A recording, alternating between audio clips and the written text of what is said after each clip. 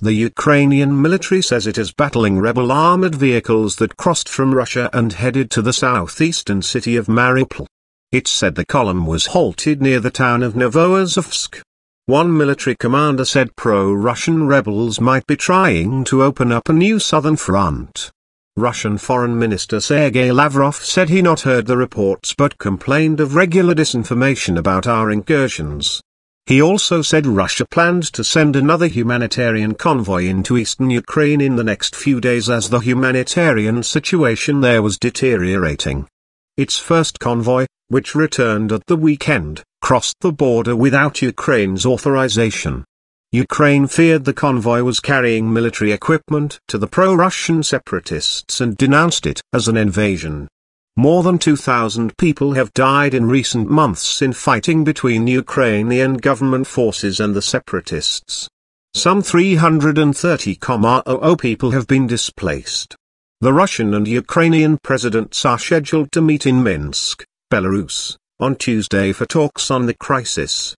Enough resources. Ukraine's military said border guards had halted the column about 5 kilometers, 3 miles, northeast of Novoazovsk, which is about 10 kilometers from the border in the far southeast of Ukraine. Heavy clashes were reported at the village of Markine. One commander of a Ukrainian National Guard unit in the area told Reuters news agency, "A war has broken out here." Ukrainian sources said the armored vehicles had crossed the border bearing symbols of the self-styled Donetsk People's Republic. Officials said 10 tanks and 2 armored personnel carriers were in the column, although other reports said the number of vehicles was as high as 30. Mariupol, a major port on the Azov Sea, is in the hands of Ukrainian government forces, who ousted rebels from the city in June after weeks of fighting. A Ukrainian military spokesman said government forces still controlled Mariupol and the road to Novoazovsk. Spokesman Andriy Lysenko said it was an attempt by the Russian military in the guise of Donbass fighters, rebels, to open a new area of military confrontation. But there were enough resources to repel any attack, he added.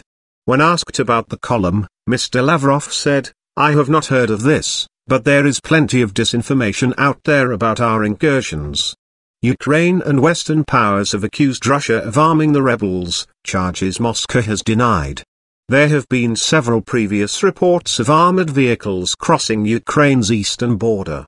Fascists. Mr. Lavrov said he had also sent a note to the Ukrainian Foreign Ministry on Sunday informing it of the new convoy. He told a news conference on Monday, "The humanitarian situation is not improving but deteriorating. We want to reach an agreement on all conditions for delivering a second convoy by the same route in the coming days." Russia said the first convoy had delivered generators,